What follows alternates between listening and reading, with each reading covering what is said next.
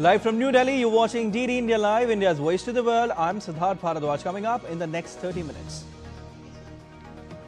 Prime Minister Modi to launch Gyan Bharatam portal at International Manuscript Conference in the national capital today, revitalizing India's unparalleled manuscript wealth. Trump's US envoy pick Sergio Gore calls India a strategic partner, says the trade deal imminent, strategic ties intact between the two nations. NATO allies bolster Poland air defense after drone raid blamed on Russia. India's Minister Jaishankar speaks to Polish counterpart, favors early end to hostilities, while Trump says the action could be a mistake.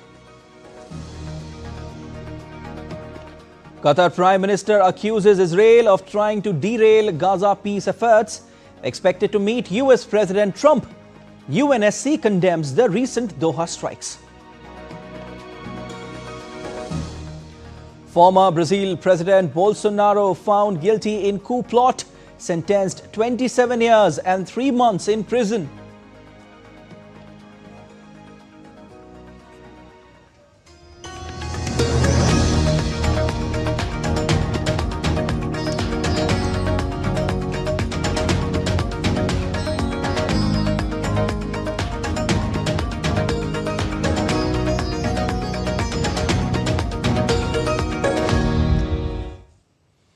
With an aim to revitalize India's unparalleled manuscript wealth, Prime Minister Narendra Modi to launch Gyan Bharatam portal, a dedicated digital platform to accelerate manuscript digitization, preservation and public access, and address the gathering on the occasion. Prime Minister to participate in the international conference on Gyan Bharatam at around 4:30 p.m. IST in the national capital.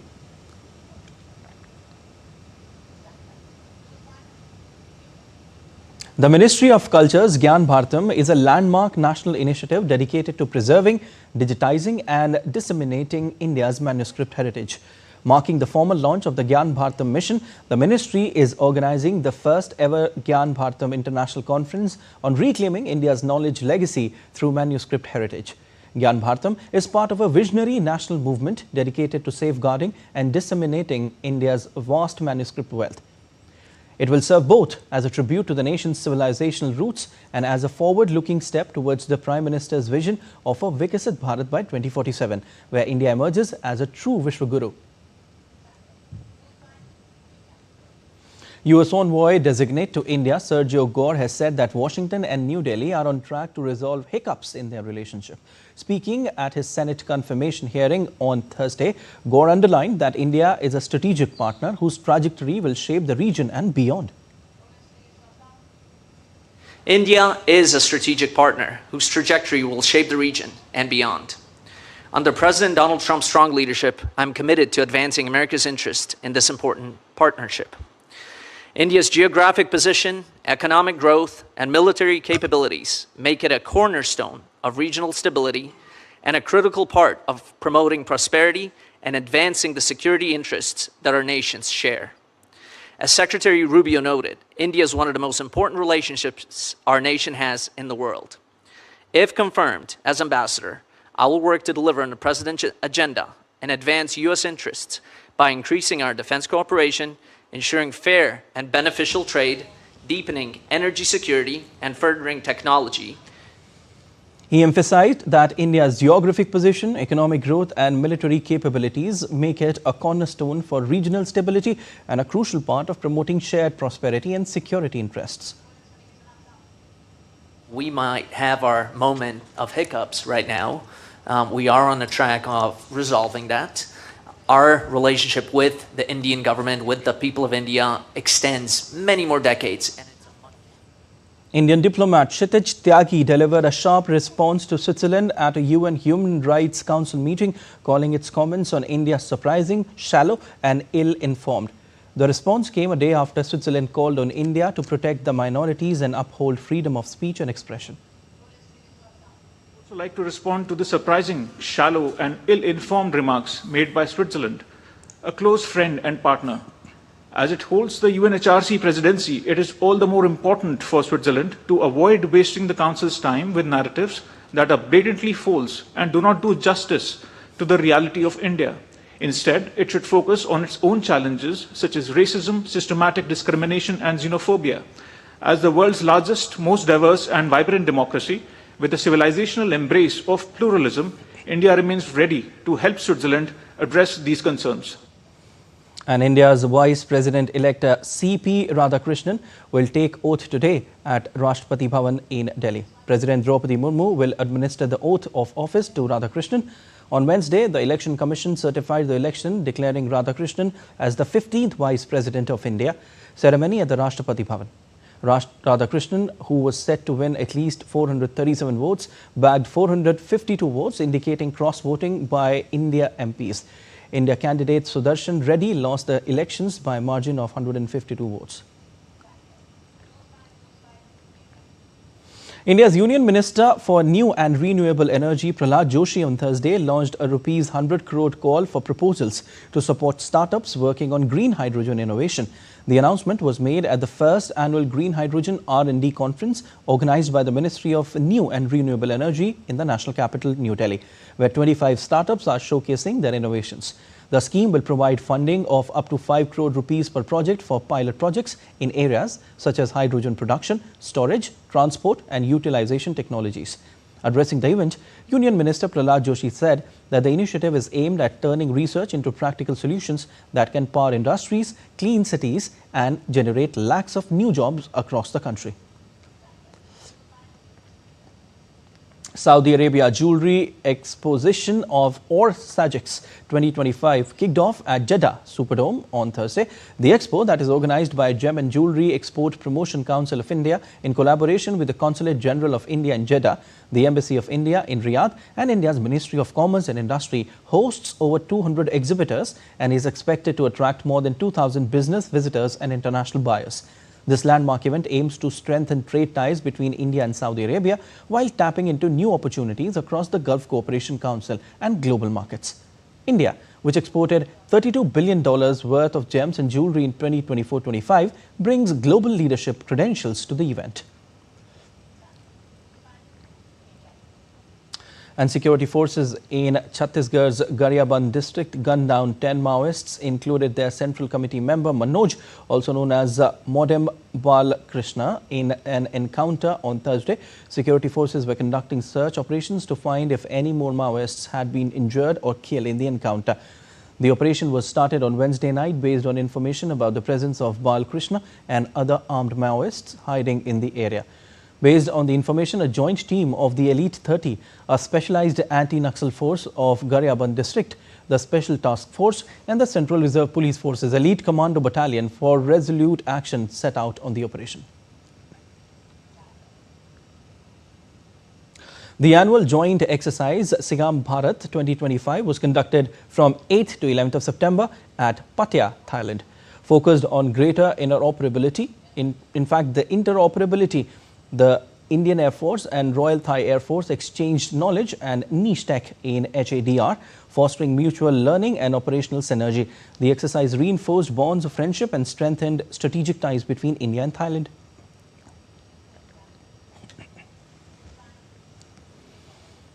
Nepal stands as a historic crossroads caught between crisis and transformation.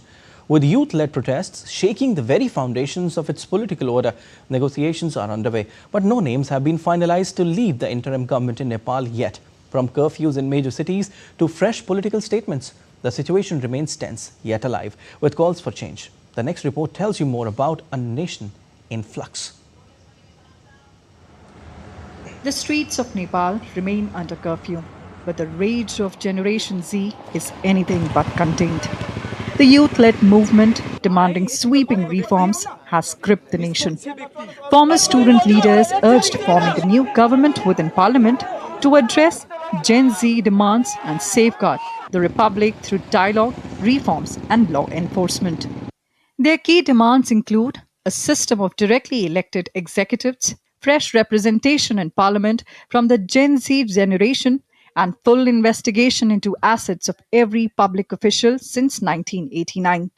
The young demonstrators leading the movement in the Himalayan kingdom has also demanded judicial probes into corruption, preventing members of parliament from becoming ministers. The agenda is loud and clear: a complete revamp of political accountability, redefining transparency. President Ramachandra Paudel has called for patience and calm, assuring that all steps will remain within constitutional limits. Civil society groups have urged young protesters to work under the president's guardianship, embracing democratic values to steer the country away from corruption and irregularities. In a surprising show of solidarity, former Prime Minister Pushpa Kamal Dahal released a 10-point statement backing the youth movement, but urging restraint.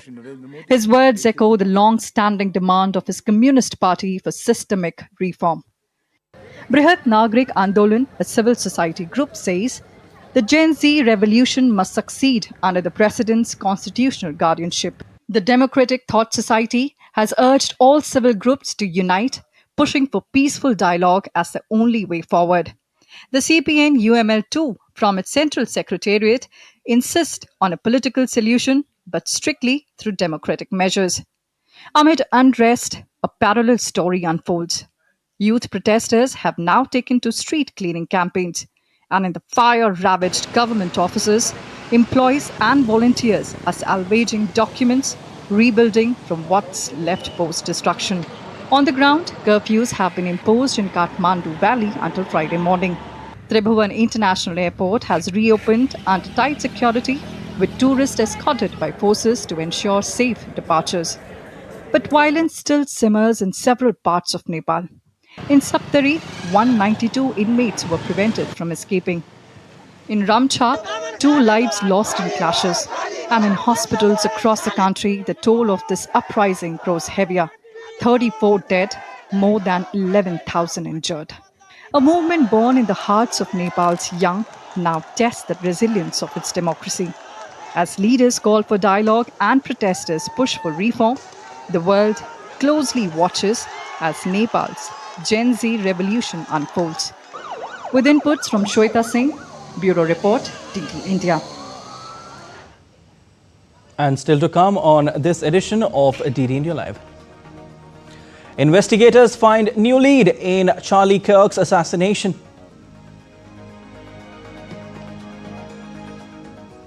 Stocks rise, dollar falls as soft US jobs data fuels rate cut bets.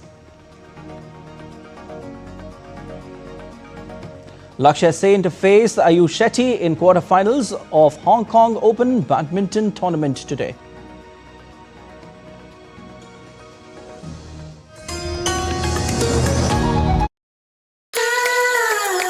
The land of forests, nature's hidden jewel. Jharkhand is a traveler's paradise. Get ready for a sensory extravaganza, complete with ancient traditions and world-class lifestyles, breathtaking scenic beauties and heart-stopping adventure.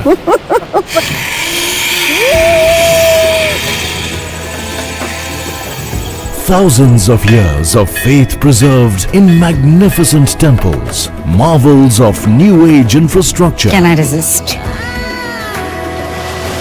An abundance of prehistoric heritage flowing through generations.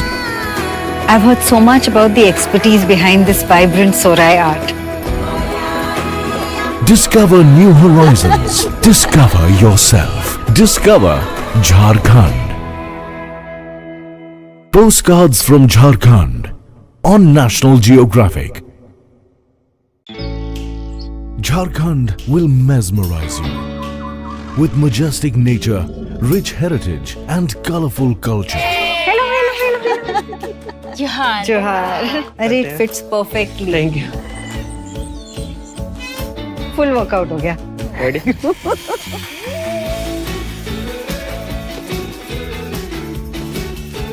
Postcards from Jharkhand on National Geographic.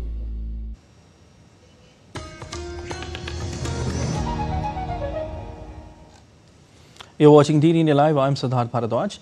Several NATO members are sending troops, artillery and air defense systems to secure its eastern flank after what Poland called an unprecedented Russian drone incursion into its airspace. Among the first ones is France, which will deploy 3 Rafale fighter jets to help Poland protect its airspace. Announcing the same, President Macron said Rafale fighter jets will contribute to the protection of Polish airspace and of NATO's eastern flank together with our allies. He added that the security of the European continent is our top priority. Macron stressed that NATO countries will not give in to Russia's increasing intimidation. Germany too said it would extend and expand its participation in NATO's air policing program to provide more cover to Polish airspace. Its defense ministry said it would double the number of Eurofighter jets deployed to 4 and extend their mission by 3 months to the end of the year. Czech too has said that it stands firmly with Poland. Lipavsky said on social media platform X, and I quote, "Russian drones in Poland are a pure provocation by the Kremlin. Czechia stands firmly with Poland. We will defend alliance territory." Meanwhile, Poland has requested a UN Security Council session about the incident. Members Slovenia, Denmark, Greece, France and Britain too asked the 15-member body to meet over the incident. The meeting will take place on Friday at 1900 GMT.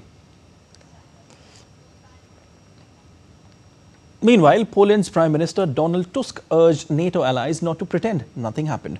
Speaking to media after the National Security Council meeting, Tusk said Poland was certain Russia was behind the attack, something he said was uncomfortable for those pushing for normalization with Moscow.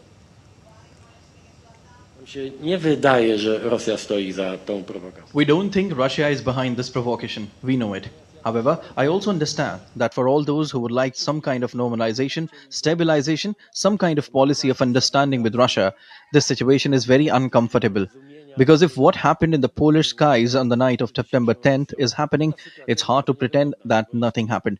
I hope that none of our allies will pretend that nothing happened, because it did happen. There have been unequivocal declarations of practical support for Poland. I heard this very clearly and unambiguously from the President of France, as well as the leaders of Great Britain, the Netherlands and Sweden.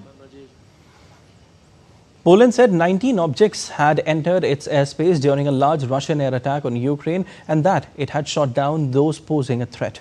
Moscow denied responsibility for the incident, saying it had not planned to hit any targets in Poland.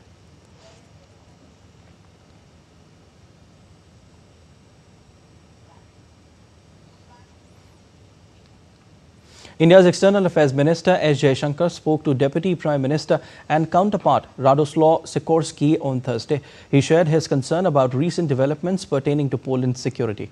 EAM Jaishankar underlined that India favors an early end to hostilities and a durable solution for the Ukraine conflict. US President Donald Trump, however, said Russia's drone incursion into Poland could have been a mistake. What's your reaction to Russian drone incursion into Poland? Could have been a mistake. Could have been a mistake. But regardless, I'm not happy about anything having to do with that whole situation. But hopefully it's going to come to an end. Moving on to developments related to Israeli strikes on Qatar now, which have been condemned by the UN Security Council on Thursday. The members called for de-escalation in the statement agreed to by all 15, including Israel's ally, the United States. The widely condemned Doha operation was especially sensitive because Qatar has been hosting and mediating negotiations aimed at securing a ceasefire in the Israel-Hamas conflict. Qatari Prime Minister Sheikh Mohammed bin Abdul Rahman Al Thani also accused Israel of trying to derail efforts to end the war in Gaza by attacking Hamas leaders in Doha, but pledged to continue its mediation efforts. We believe fully in mediation and the peaceful settlement of disputes, and Qatar's role is being appreciated worldwide. Our efforts have proven that our efforts in cooperation with the United States and Egypt has led to tangible results. It led to the release of 148 hostages. It has led to providing humanitarian aid to Gaza. It was a glimmer of hope, a rare glimmer of hope in this Gaza. But attacking our territories while we were busy with negotiations has uncovered the intention of Israel. It is trying to undermine any prospect of peace. Qatari Prime Minister will also be visiting New York and Washington on Friday and is expected to meet US officials to discuss the Israeli strike and the status of ceasefire talks in Gaza. Reportedly, he is expected to see President Donald Trump, Vice President J.D. Vance, Secretary of State Marco Rubio and Special Envoy Steve Witkoff, the report added. Moving on to Brazil now. Former Brazil President Jair Bolsonaro has been sentenced to 27 years and 3 months in prison after being found guilty of plotting a military coup. A panel of 5 Supreme Court justices handed down the sentence just hours after they had convicted the former leader. They ruled he was guilty of leading a conspiracy aimed at keeping him in power after he lost the 2022 election to his left-wing rival, Luiz Inácio Lula da Silva. 4 of the justices found him guilty, while 1 voted to acquit him. Bolsonaro did not attend the trial, but has in past called it a witch hunt. He now faces the prospect of spending the rest of his life in prison. His lawyers are expected to argue that he should be kept under house arrest instead of being sent to jail and will also plead for a lower sentence. However, they will not be able to appeal against the verdict itself, as that would only have been possible if 2 out of the 5 justices had voted to acquit. Bolsonaro was found guilty of 5 charges, all related to his attempt to cling to power after he was beaten in 2022 elections.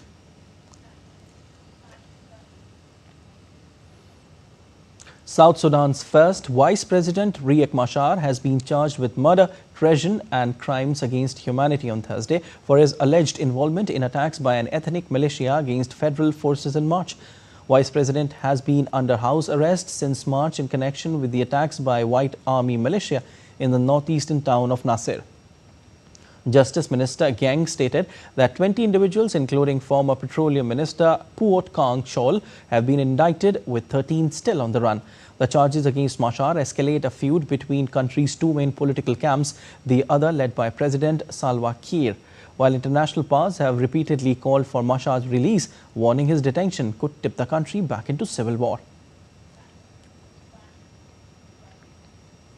US investigators on Thursday released images of a person of interest in the fatal shooting of conservative activist Charlie Kirk and said they had found the bolt-action rifle believed to have been used in the politically charged killing.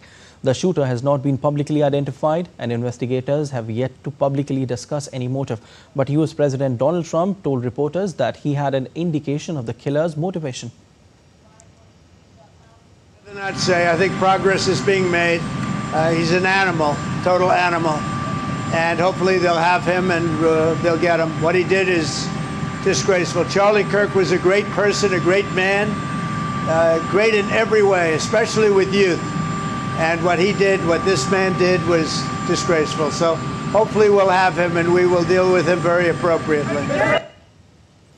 Investigators found a high-powered bolt-action rifle in a nearby wooded area and were examining that along with palm prints and footprints for clues. The FBI has offered a $100,000 reward for information leading to the killer's arrest and circulated images taken from security cameras showing a person of interest wearing a black top, black sunglasses and a dark baseball cap. Utah state officials called the person in the photos the potential shooter. MSCI's global equities gauge hit a record high on Thursday, while US Treasury yields fell along with the dollar due to growing expectations for interest rate cuts, as softer labor market data overshadowed higher than expected US inflation reading. The consumer price index increased by 0.4% in August, the most in 7 months. The higher than expected claims numbers solidified expectations that the Federal Reserve will cut US interest rates next Wednesday and increased bets for more cuts in October and December. In US Treasuries, the yield on the benchmark 10-year Treasury note dipped below 4% a few times in the session, marking 5-month lows after the inflation and jobless claims data. In currencies, the dollar weakened against major currencies including the euro and the yen on the prospect of more rate cuts. And India's top-ranked singles player Lakshya Sen will face compatriot Ayush Shetty in the quarter-finals of the Hong Kong Open on Friday. Lakshya Sen dug deep and battled past countryman HS Pranoy 15-21, 21-18, 21-10 in the pre-quarter-finals. Sen made a sluggish start, allowing Pranoy to dictate terms and pocket the opening game. He clawed back to win the second game and force a decider.